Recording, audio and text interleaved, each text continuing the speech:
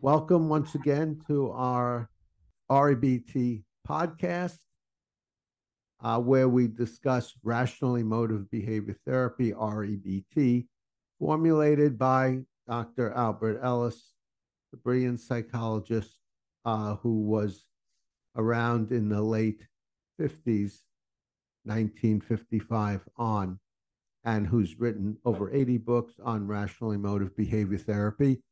And the main premise here is our emotions come from our thinking about situations, not from situations themselves. And that's a very powerful idea because if your emotions come from your thinking and you don't like your emotions, then look into your thinking and see if that can be changed or especially made more realistic. And the thinking that leads to anxiety, depression, anger, procrastination, addictions, and relationship problems consist of thinking in terms of musts and shoulds. I must do well and get approval, or else I'm no good. You must treat me well, or else you're no good. And my life must go fairly easily and comfortably, or else my life is no good. So if you have one of those problems, then look for your must. And what we do as REBT practitioners, we question, challenge, and contradict the musts because musts are always fictions. There's nothing that has to be the way I want to be. Next week, I'll be elected ruler of the universe. Then that will be the case, but not yet. I am Dr. Michael Edelstein, clinical psychologist. I've written 5 books on the subject of rational emotive behavior therapy and emotional problems. And I'm here with my co-host, Mick Berry, who has written a number of books and one book on rational emotive behavior therapy as a dealing with stage fright, which we co-authored. Mick, did you want to say anything else about yourself or REBT? Just I've been using REBT for 36 years, I guess, 37 years. And I used to have a very bad problem with depression. And by using REBT, I was able to get over my problem with depression. And so I continue to use it. And I found that it wasn't just depression that it could help me with, but anxiety and even procrastination and getting things done in my life so I have a happier, more productive life and I'm a kinder person to other people. At least that's what they say. Okay, great. And I'm sure you agree with them. No. I have to stay on top of myself. I've got them fooled and I need to keep fooling them. Okay, today we're going to be discussing all or nothing thinking. And all or nothing thinking comes from demands, musts, and shoulds. I must make the right choice if I have 2 job offers, for example, and that could lead to procrastination because I haven't come up with the absolute right choice. Or I must always get to the appointment on time, and that could lead to anxiety. Either I get there on time or it doesn't count. And even in washing your car, I must get every single spot off my car, or else the car doesn't look good. So those are some examples. And the way to deal with this is to question, challenge, and contradict the must. Now, there is a difference between uh, all or nothing thinking in the form of demands. I must do it all right or else it doesn't count. Uh, but as a preference, I would like to do it all right. It would be great. But if I don't, it's not the end of the world. It doesn't make me a bad person. It just has some disadvantages, sometimes very minor disadvantages or major disadvantages. Mick? Well, I was just wondering, also, it doesn't make the world a bad place if I don't get it all done. So it doesn't make me a bad person, but one could also easily start thinking, oh, the world is rotten because I didn't get it all done or because I didn't win every game in the football season or whatever it may be. I do have a question though about how demands are connected to all or nothing thinking, but I don't want to jump ahead. No, that's fine. Okay. So my experience is when people are thinking, and I've observed this for myself in an all or nothing way, there's usually a demand underneath it. And I'm just wondering about the technicality of how that works. How is a demand connected to all or nothing thinking? I could figure this out if you want me to. I could try take a stab at it right now. Well, my view is that demand is associated with all or nothing thinking, because when you think, I have to do it perfectly, I must do it perfectly, then that will lead you to compulsively try to do things, either try to do things perfectly or give up. Yeah. So, so that's my view. What were you going to? Yeah, that makes sense. That if I have to do this perfectly, or everything must go my way, and if it doesn't, then I no longer can accept life, or I no longer can accept myself. So if it all doesn't go my way, then I'm left with nothing, nothing for life, nothing for me, and that would be all or nothing thinking. And I'm given a performance, and I was perfect and it worked out great, then I've achieved everything. Yay, hurrah, rah, rah, rah, rah, rah. Well, then I've got another performance that if I don't achieve everything, then I'm no good and I'm rotten.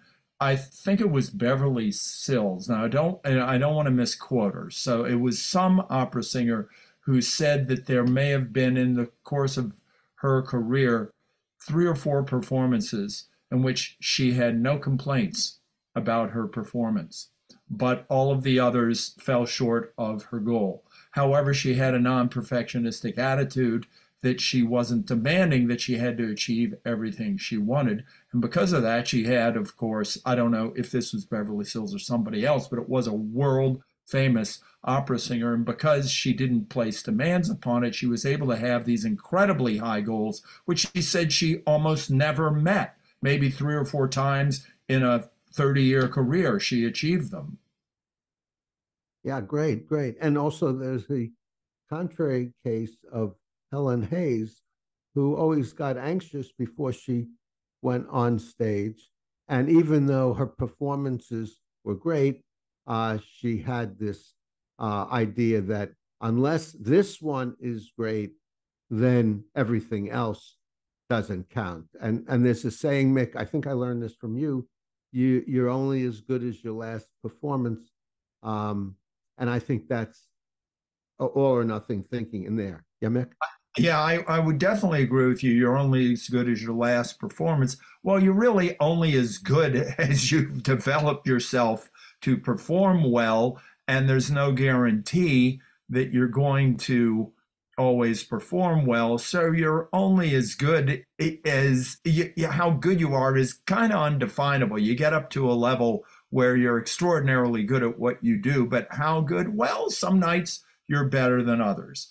I myself just experienced something yesterday. I teach a lot of kids and I put on a drum recital twice a year. And I was talking with my sister. Now, all the parents are blown away. All the kids were happy. I saw the chinks in the armor. And I told my sister, well, I have incredibly high goals. And I think I got about 80% there. And my sister said, well, it's better to have high goals, very, very high goals, and get 80% there and achieve a whole lot so that you benefit from it. So everybody is really happy and everybody is astounded by how well it comes off, rather than achieve 100% of your mediocre goals.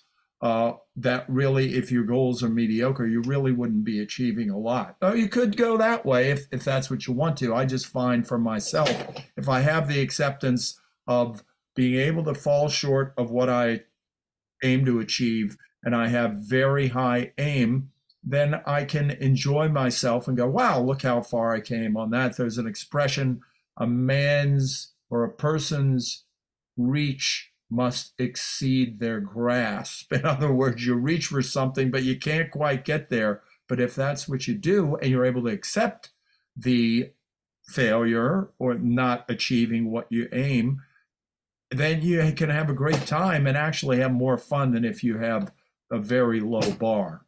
Yes, and also it's an incentive to reach as far as you can. If you want to reach as far as you can, even though um, your your grasp that is not perfect or not all or nothing, then that tends to be a motivator. Also, in terms of the other side of the coin, which is unless I do something perfectly or unless I do it all, I'm no good. That's not a reflection on you as a person. It's just a reflection as your behavior. So to say you're only as good as your last performance, you're not either good or bad, depending on your last performance. No matter how you performed, you're just an imperfect human who acts imperfectly, not a worthless person. Yeah.